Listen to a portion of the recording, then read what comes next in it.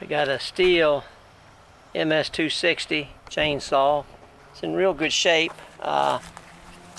Show you here, other than looks like somebody tried to make a little bracket or something, put it on the bottom. It works fine. It's got a brand new chain.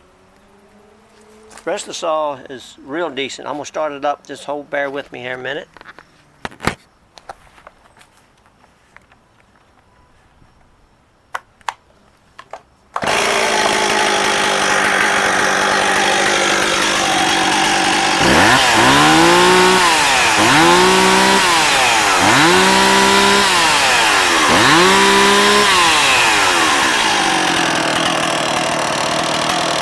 MS260, 18-inch bar and chain, brand new chain.